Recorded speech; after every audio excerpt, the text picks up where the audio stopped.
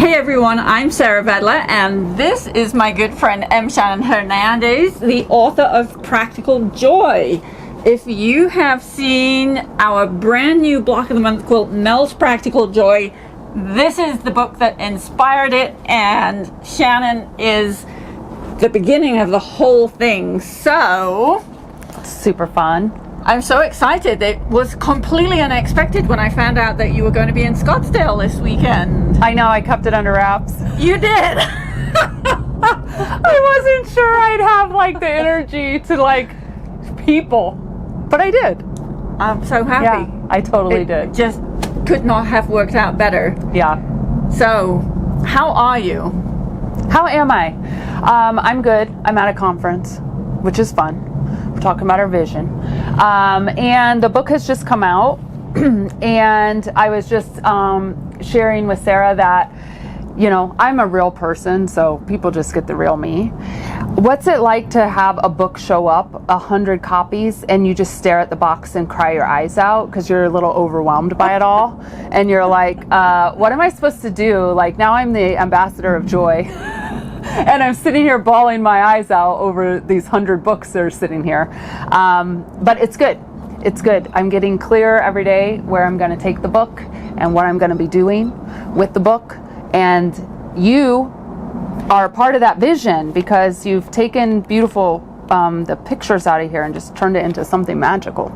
So the one that got me, actually the only image that I saw is this one at the back of the book. Shannon was on a Zoom call I was on at the beginning of January and announced that you had a book coming up, and you literally just did a quick flip through. I guess you flipped through it from the back, and that is the image that I saw, and I was like, that would make such a fun quilt.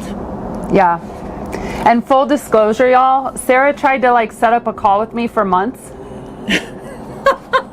And I was like, I can't talk about this right now. I don't have the capacity for it. And then my someone we know who works on my team said, you should really answer Sarah's email. I mean, I did answer your email, but I said, I'll talk to you in March. Email and said, I'll talk to you in March. And I'm like, no, we'll talk before March. But you didn't say that to me. I'm so glad. You're just like, what's up with this lady? So yeah. This was really fun to create, but it was a lot of stress because I've never seen myself as an artist, actually. It's been years of healing of that. And, people ask me, well, how did you come up with the images? Well, I knew I wanted a book that people could color in, because that's like breaking the rules. Yeah. What if you could have a book that you read, you could journal, you could color, and it was in full color? That was like my vision that was given to me. And so as I was writing the book, I'm actually stressing out about the pictures more than the writing. Because, I teach this content all day long. This is what I do for a living. And so the time came where it was time to put the images in the book. And I was like, I don't know what to draw. My mind was blank. And I said, well, I know how my brain operates, so I'm going to hire my publisher. And then that's going to get my ass in gear. Okay. For getting the images done. And it did. It totally worked. I would still be sitting on this, if I hadn't done that stuff. There is a quote that I came across. It actually came out of the Mamma Mia 2 movie. Jasmine and I were watching it, and it has stuck with me. There's this line in it where Sophie, right at the beginning, said there is nothing that focuses the mind like the last minute. Yes. Absolutely. Yeah. So I wrote the book on a beach in Mexico on a yellow memo pad.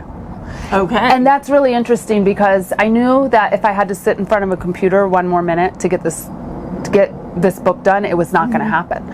So I think it's really important for people to understand that the book Practical Joy was conceived with joy in mind all the way through. And I was like, wow, what if I did go 1 week to a beach in Mexico and just write this book and take a yellow memo pad? Well, then my brain was like, oh my God, what if, how are you going to get it typed? Then you're going to have to come home and read the notes. And I was like, actually, no, I'm going to ask on social media who will type my book if I go sit on a beach and write it on a yellow memo pad. And so Tony Bacchus, she said, I will type your book for you. Just send me the pages. And I did. And then I was like, okay, if I'm really going to go to Mexico and sit on a beach and write this book, who's going to feed me? Because I don't want to stop creative flow, but I love food. I really love food. And so my friend Amy, she's a chef and she had a place in Mexico, and she said, come rent a room from me in Mexico and I will cook for you. All you have to do is wake up and birth this book, because everyone's known this book is coming, right? So it's all the perfect things lined up. And the book was done, the manuscript was typed, and now it's time for the images. And that's where I was like, oh God, it's here. Now I got to do the images. So I talked to my friend Minette, sent her the book, and we went through each chapter of the content and kind of said, okay, what would this symbolize if it was a picture? What would that symbolize if it was a picture? And nature has always been such a big part of my life and of my world. That's why so many of them have the nature. And I knew in that moment when she asked me that, everything actually needed to have nature on it. The only thing I think that isn't fully immersive in nature is the coffee cups. The coffee cups, and that's one of my favorites. Yeah, but I did end up putting this, so this is the page. I don't know what page this is. This is the page, and I did end up putting some flowers on here because I wanted every single image to be tied into nature. And I don't know if you noticed this, designing, this is a fun question. Every single picture ended up having a heart in it somewhere. Did you notice? I can't say that I did notice, but now that you're mentioning it, I see hearts on everything. Yeah. On all of the images. Yeah. That's really interesting you said that, because we decided that each block in the quilt is going to have a word hidden in the quilting. Oh, nice. That's beautiful. Beautiful. So we're talking about the hearts I hid everywhere. So you hid all of the hearts. Yeah. Okay.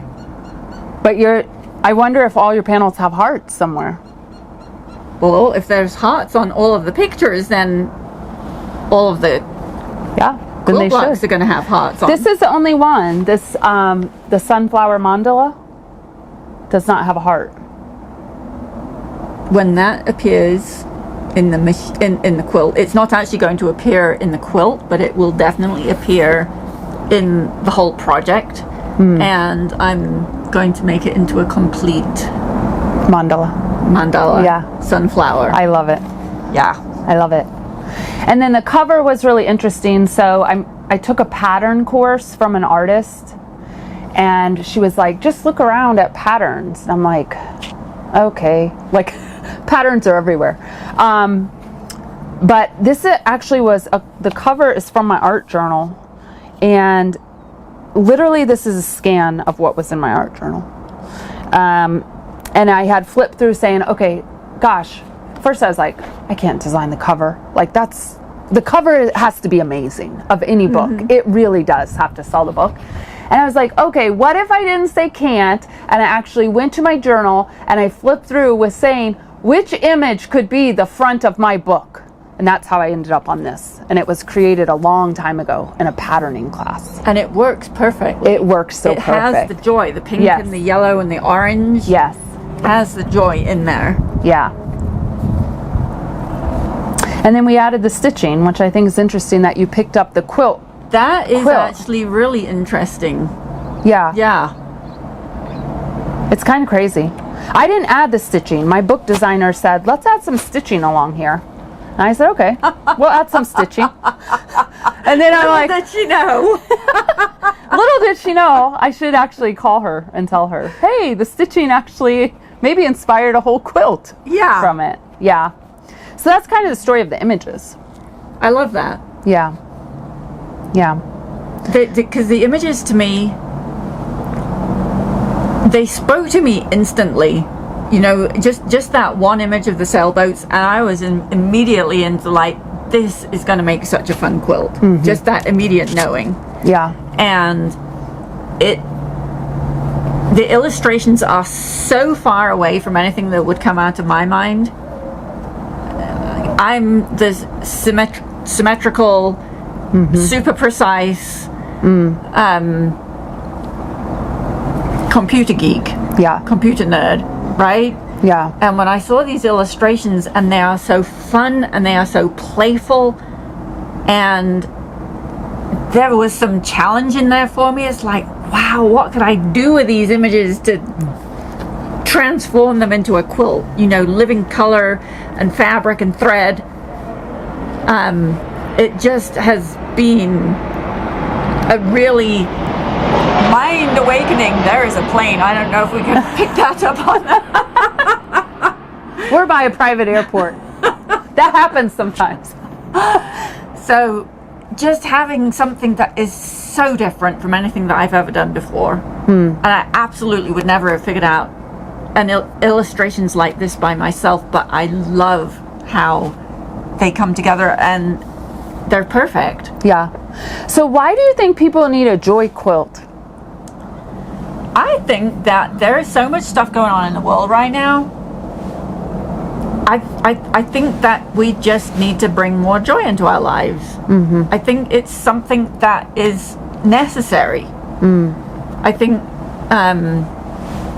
we already have a quilt that has joy in the title. We have the Peace, Love and Joy collection, and that is from years ago. I'm going to put a year on it. Heather, actually, my now 21-year-old, was a Girl Scout, and she went to a Girl Scout lock-in at the basketball. It's currently called the Footprint Center. It's changed its name so many times over the years, but and she needed to take a sleeping bag with her, and I was like, she doesn't own a sleeping bag, but I'm a quilt designer. I could design a sleeping bag. And you know, the thought of, well, what would I want for my young daughter? I thought she must have been 10 or 11 or something like that, and peace, love and joy, that's what I wanted to surround her with. So we already have the joy in the collections, but I think that in the times that we're in right now, we've been through the whole pandemic, we're kind of coming out the other side, there's a lot of turbulence in the world. I think that the more people who can focus on joy, on creating joy, I think it will, it's going to spread. It's got to spread. I think we just need it in our hearts, you know? And so to be able to create, for me, there is always something joyful about color. I love color. You might not guess that by looking at this, but I just love color. So we've got the entire spectrum of the rainbow in here. You know, we've got the yellow, the oranges, going through all of the pinks and the purples even here. We've the only thing that we're potentially lacking is blue. The little bird here kind of sort of goes into the blue and through the range of greens. So we've got the entire spectrum. You know, this particular fabric, the color name for it is Cabbage. This blue, the color name for it is Cabbage. I just love that. have you ever seen a blue cabbage? You know, you can get me talking about cabbages. You don't know what you get. Okay, I am currently in love with red cabbages. Red cabbage. And I don't know if you've ever experienced cooking a red cabbage, putting it in the fridge, and then bringing it out the next day for leftovers, right? So they strike me as being more maroon. You know, when you pick one up off the grocery shelf. You didn't bargain on this particular conversation, did you? No, but it's okay. But, this is part of the joy, and that this actually is one of the joyful things for me, is cooking a red cabbage. So it starts out kind of a burgundy color. I cook mine, right? I boil mine. I don't know whether, I know a lot of people eat red cabbages raw, but I like to cook them, right? When you pour the water off a red cabbage, it's this beautiful violet color. Right? And the cabbage itself is more of a purpley, almost violet color once it's been cooked. If you put red cabbage in the fridge and chill it completely, it turns blue. I had no idea. But I eat raw red cabbage. You should try cooking. I'm going to cook one. This is one of the joyful things for me right now is cooking red cabbage because I just absolutely love the color of it. Well, then it makes sense that this is called cabbage. I mean, who would have ever thought? That's crazy. That's crazy. So what did it take for you to, like, this is clearly this design, right? Yes. What did it take for you to take a, I don't know what size this is, 5x7? No, 6x9. 6x9 and do this. Like, what goes into that process? Well, the first thing was getting the electronic copy of the book, and I have to say that wasn't the easiest thing, getting it to send me the electronic copy of all of her images. But when you finally did, it was like, when I finally took her phone call, y'all, she had it within an hour. So I took the PDF, extracted the JPEGs out of it. Technical term here. Yep. Right? So isolated the images, and I used CorelDRAW, which people in my digitizing and design masterclass, part of that class is learning how to design in CorelDRAW. So taking the image as a JPEG, in essentially a photograph, right? Yeah.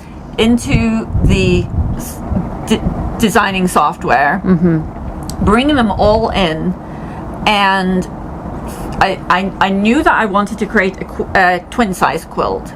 Okay. So I had the measurement about 72 inches by 88, 92 inches long, something along those lines. So having gotten the images, I sat there and looked at them for a fairly long time. And I'm sure. if you look at the quilt, there is no rhyme or reason. They're not in chapter order or anything like that. They're in how do they fit the quilt best order.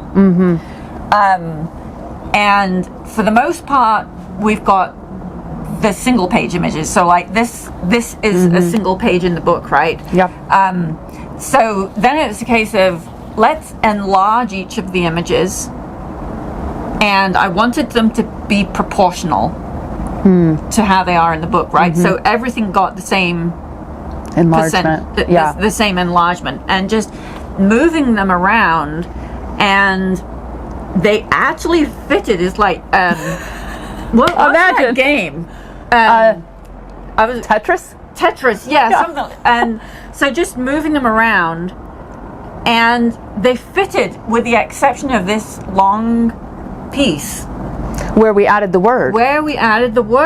And it's kind of perfect because anything that's about joy, I thought it needed some words in there anyway. Yeah. What word did we decide on? Choose joy every day. Oh, like the subtitle. Yeah. Pretty much. Choose joy every day. Almost, yeah. But one of the things I love about that, and I've actually been working on that today as it happens, we've got a rainbow of color for the letters. Yeah. So not so for the letters. So starting out with C, the C is this darker pink. H, this color is actually called salmon, going through the orange clementine. Let's see, there's CHOO, the O's together are one word, SE, and then joy in the middle. Joy has an association with yellow. So we actually have the 3 different yellows that we see in the border here. So we've got the 3 yellows going for joy, and then every day we're going through all of the greens. We've got 5 of the greens, 5 greens, and then a couple of fabrics that aren't in this particular block with some of the aquas, like this kind of color. Yeah. Aqua and kind of turquoise. So it's just a rainbow. Wow. I can't wait to see it. Yeah. So, I think you and I were trying to figure out what words would people love to read every day.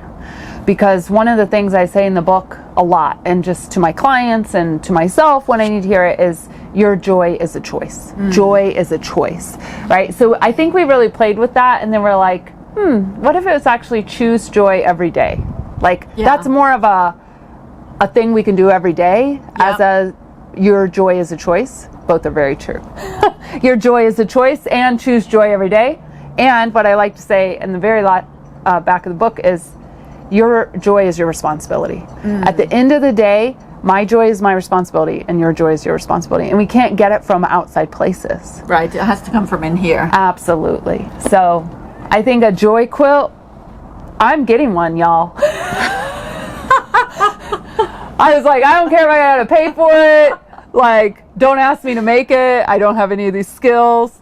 But rest assured, I've been told I'm getting a joy quilt. Yes, and I'm you going to use it. are. I'm going to use it. Like, I'm not putting it away somewhere where nobody will ever see it. You know, these quilts that we make, some of our projects, I would say, you know what, like Sunshine Cove, I don't think that's ever going to see a washing machine. But this is a quilt to be used. This is a quilt to be loved. This is a quilt to snuggle in. So whether you're snuggling, you know, whether you've got it on your bed snuggling, or whether you've got it draped over the sofa and you just want to snuggle up on it, even in the middle of summer, you know, the colors are just so vibrant and alive, and I think they really just bring the joy right down onto you. So this is a quilt to be loved and snuggled and washed and cuddled with a dog, a cat, the cats. one cat.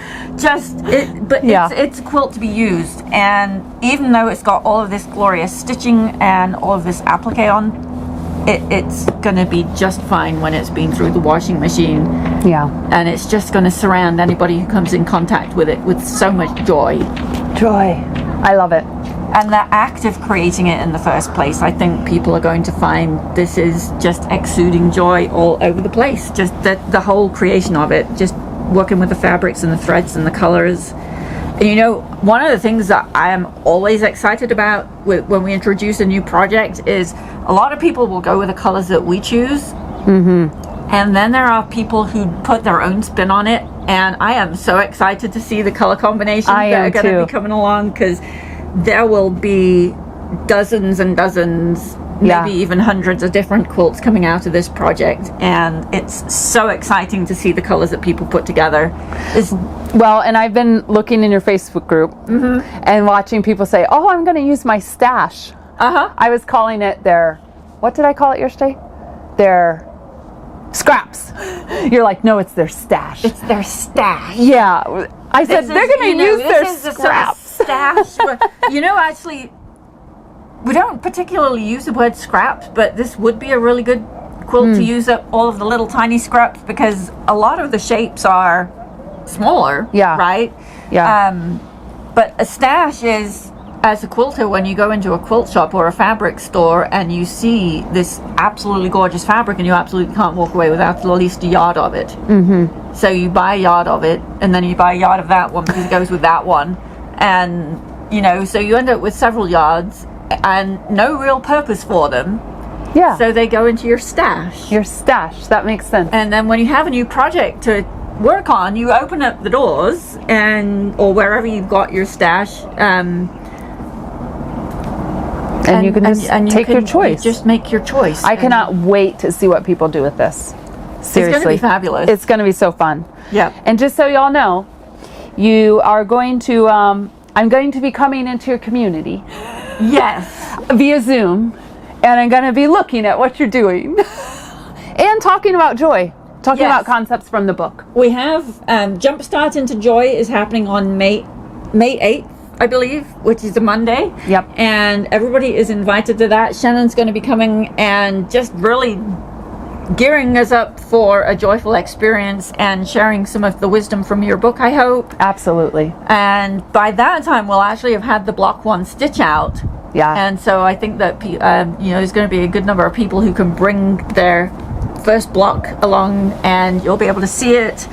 I'm so excited about this project. You know, we were talking earlier about ease.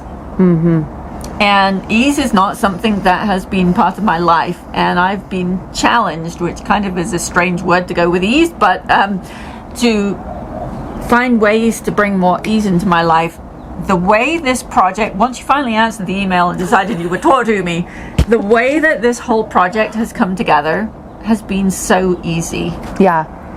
Ease. Last week when I was putting the finishing touches on the instructions and looking at everything, I was like, have I missed anything? We've never ever had all of the documentation come together so easily before.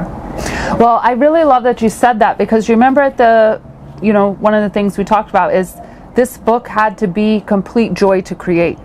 So it's like the energy has transferred over to the next person for joy and ease on its journey.